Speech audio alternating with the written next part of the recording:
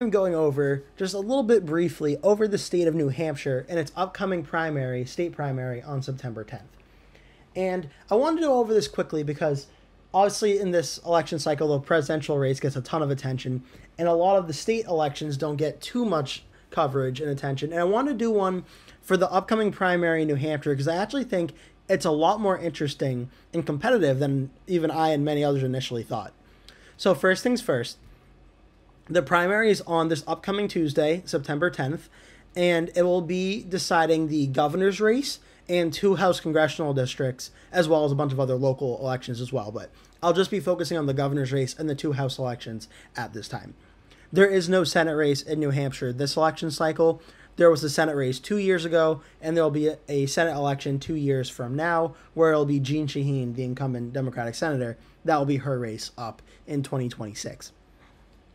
So September 10th, this upcoming Tuesday, and I just wanted to go quickly over the races right now, just show you some interesting things that are happening. So first things first, we have the governor's race, where it is an open seat because the incumbent governor, Chris Sununu, the Republican, is not running for re-election, and the 2 main candidates in this race are Kelly Ayotte, the former senator from New Hampshire. She served from 2011 to 2017 and narrowly lost to Maggie Hassan, the current senator, in the 2016 election. I believe she lost by under 1,000 votes. And Chuck Morse, the former president of the New Hampshire State Senate and who ran for Senate in 2022 and lost his primary to Don Bolduc very, very close by, I believe, under a few thousand votes. So that was a very close primary loss for Morse as well. Most importantly to note is that Kelly Ayotte definitely has more endorsements in this race, including the outgoing governor, Chris Sununu, who definitely his name has a lot of pull in the state of New Hampshire and politics in the state of New Hampshire. And right now, when it comes to campaign finance reports, Kelly Ayotte has raised about $5.8 million. Chuck Morse has been $1.389 million. Ayotte clearly leading in the money aspect. And also looking at the polling aspect right now, Kelly Ayotte has a massive lead over Chuck Morse. Chuck Morse has not broken more than 28%. Kelly Ayotte, the lowest she's gone is 41%. Barring a absolute shocking surprise, Kelly Ayotte will win this primary and go on to be the Republican nominee. Now, more importantly, I think, in this race, I think it's not too much of a surprise. I think Kelly Ayotte's all but assured to win the Republican primary in this race. I wouldn't be surprised with that at all. More surprisingly, though, is the Democratic primary, at least for this race, where right now the 2 main candidates in this race are Joyce Craig, the former mayor of Manchester, one of the biggest cities in the state of New Hampshire, and Cindy Warmington, a New Hampshire executive counselor. Right now, this race, which I was a little bit surprised, I didn't think it was going to be super close, is actually very close right now. Right now, in the most recent poll from the University of New Hampshire, Craig led Warmington 39-30, with 8% for other and 23% undecided. Lots of undecided vote left. Before that, a St. Anselm poll from August 13th to August 14th had Craig at 37%, Warmington at 28%. All these polls show Craig certainly has a lead over Warmington, but it shows there's a lot of undecided vote in a race that, if Warmington were able to get a lot of the undecided vote, certainly has enough undecided vote to win this race. So I thought that was very interesting, and that this race, even though Craig, I would say, certainly has a lead, is certainly not done yet. Also, interestingly enough, Craig's endorsements has former governor of New Hampshire, John Lynch, who served from 2005 to 2013. The current governor of Massachusetts, Maura Healey, endorsed Joyce Craig. I believe it was back in the fall or the spring, back in June, early spring. So Maura Healey was endorsed Joyce Craig, a former representative from Massachusetts.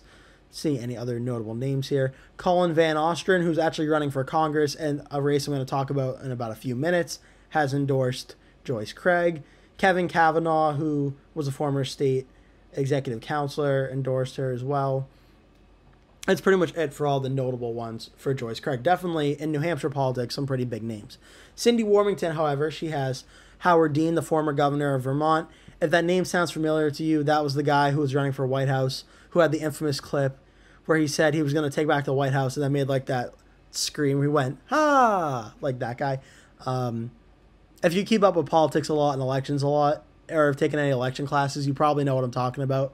If you haven't, look up the clip of Howard Dean is like horse cowboy ha thing. It's really funny.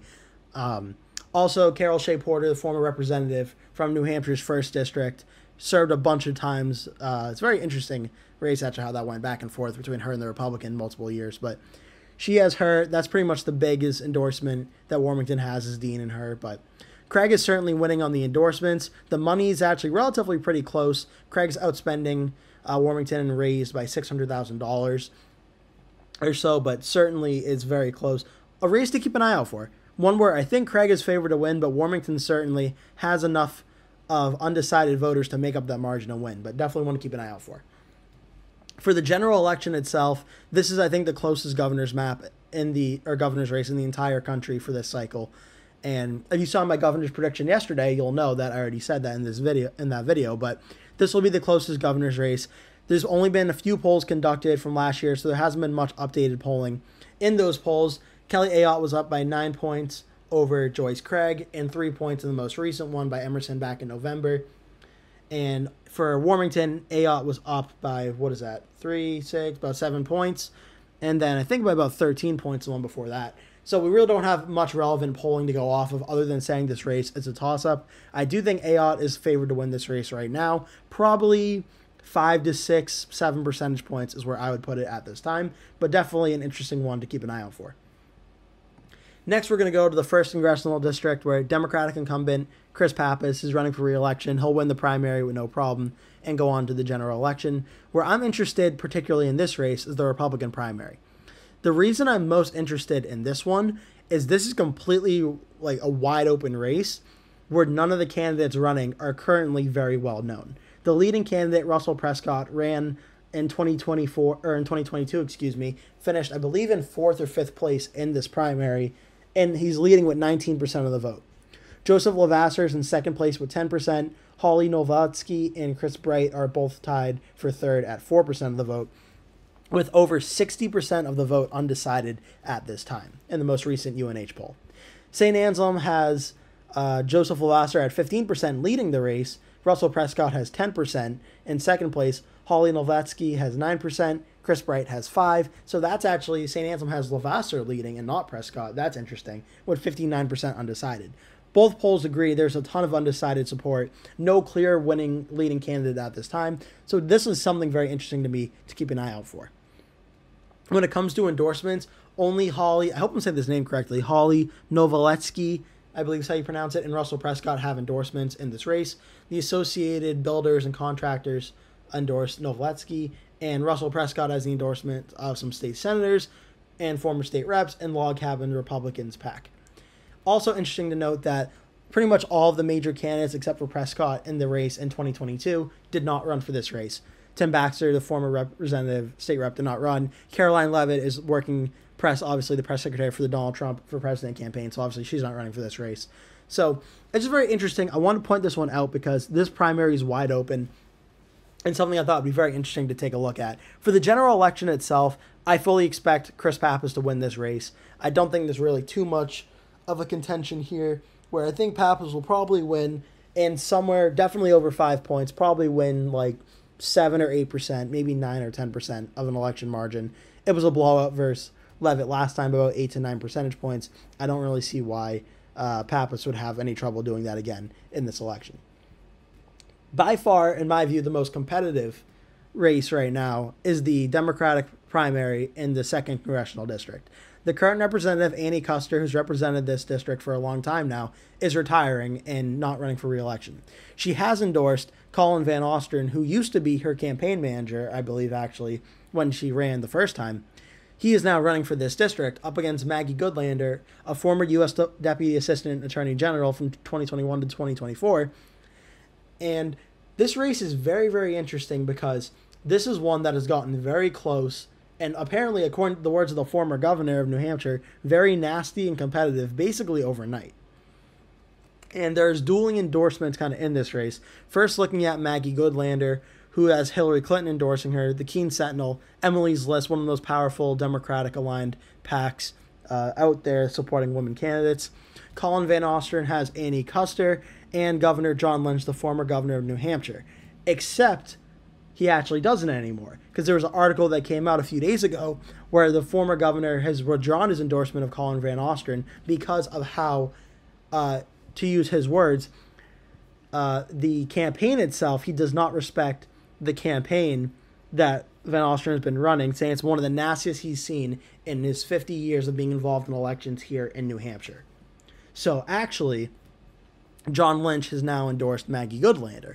And why does that matter? Well, for one thing, John Lynch served as governor from 2005 to 2013. He won in pretty much every single one of his elections by pretty sizable margins, very popular in the Democratic Party in New Hampshire. And when you look at the race and how close it is, this is the closest race we've seen in a primary so far. 6 points right now. Goodlander is now leading Van Ostren. And it's important to point out, when this race first started, it was actually Colin Van Ostren that was seen as the favorite to win this race. He had 22%. Goodlander had 10%. Goodlander, no one knew who she was really. Van Ostren was the clear favorite to win. Now Goodlander has led in every single poll since June.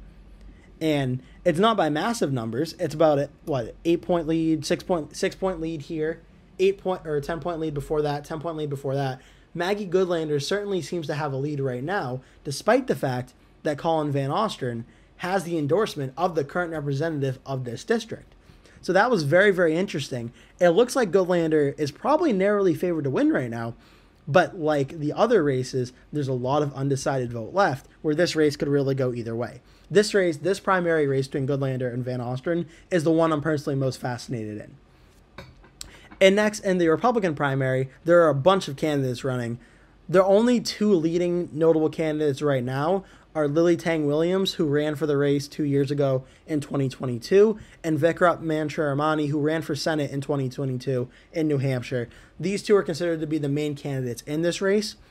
Right now, Manchuramani has the endorsements of Republican Main Street Partnership. Lily Tang Williams has endorsements of a bunch of state legislatures from New Hampshire. Not too much money being spent in this race. So far, of the reported, Lily Tang Williams has 211,000 reported so far. There hasn't been much information about that. In the primary right now, the UNH poll has Vikram at 21%, Lily Tang Williams at 17%, a 4-point race with 49% undecided. The St. Anselm poll has Vikram at 16%, Lily Tang Williams 16%, 57% undecided. And certainly, I think one of these two candidates will definitely win, but it's definitely a very close race, lots of undecided vote. Very interesting to see how this one's going to go. The only problem is, as we can see by the ratings of this election, this district is rated as D+2. It's voted for Custer by over 10 points in every single election. It's more likely than not this race will definitely go for the Democratic candidate, probably Goodlander or Van Ostren, whoever wins the primary. So that primary is more interesting, but maybe an election day surprise happens. Definitely, I think the Democrats are favored, but I thought this was very interesting to go over because the 2nd Congressional District primaries are very close and the closest out of all of them. But it's very interesting to see just how competitive these primaries are. And if you're a fan of elections like myself and you like watching close primaries and seeing how competitive they are, this is certainly one of the most competitive ones we've seen in this cycle. So that's going to do it for today's video. Again, going back to the start of the video, like I mentioned, the primary is on Tuesday, September 10th. So if you live in New Hampshire, go to school in New Hampshire, and you're registered to vote or able to register to vote and vote in the state, I certainly suggest that you do if you have a candidate you're interested in. If not, thank you for watching the video and hope you found this video interesting. That'll do it for today's video. Thank you for watching. Please remember to give this video a like, click subscribe, share with all your friends and family, and remember to stay tuned because I'll be posting a video every day from now until Election Day. So please stay tuned for that. Thank you so much for watching. Hope to see you in a future video.